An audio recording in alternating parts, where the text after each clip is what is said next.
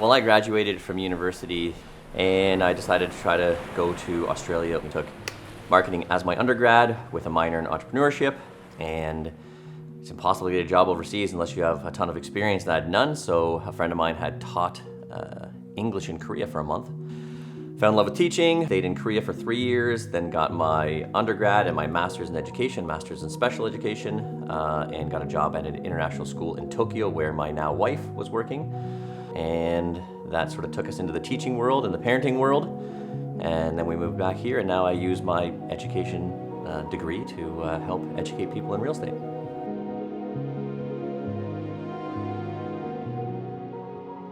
Well, building the team and doing it differently is to continue to elevate what I offer. So the big thing was, as I got busier, I couldn't be there for everyone all the time. I couldn't be with every buyer every Saturday. So I decided I need to scale this out in some way.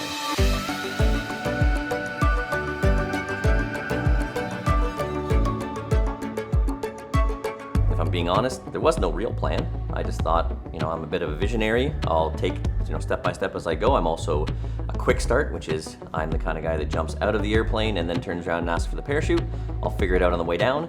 So I thought I'll just see how this goes. I'll figure it out. I need good people around me that are going to believe in this, give first and deliver service, and money's a byproduct of hard work, and people, not paperwork, all these things that I have in my head that just make it about the people and how much fun we have within the business and how much we all support each other, and we've grown this together, and we all take part in leadership and growth and improvements and ideas and creativity.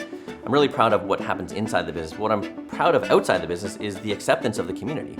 And that's gonna be one of the next levels of evolution for us in the next year or two, is really sinking back into the trajectory we had in 2018, 2019, and get back to how we're getting involved in this community and loving this community, and in turn them loving dealing with us. Right? Chris, can you point at the tree and be like, Yep. hey, can you put it there? Make sure you get my hash browns in this. All right. Okay. Put it up on the tree. We're doing action. I'm going to point.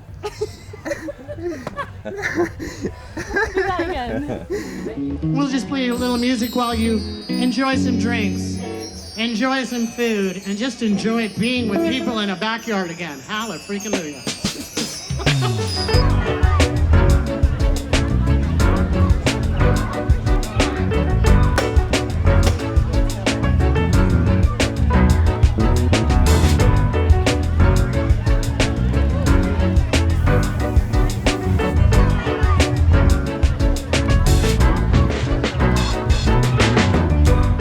I'm proud of, and talk about our community involvement.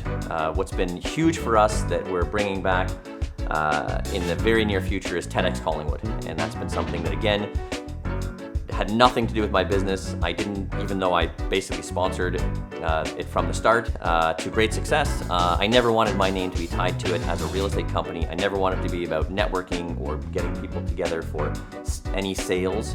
I wanted that to be about adding value to the community, and we've had such amazing content on the stage. So TEDx Collingwood is something that I'm really, really proud of having created, and very much looking forward to getting back on stage with that and getting that red carpet spread out of the gaiety and our big red dot, and launching our next, it would be our 4th TEDx Collingwood.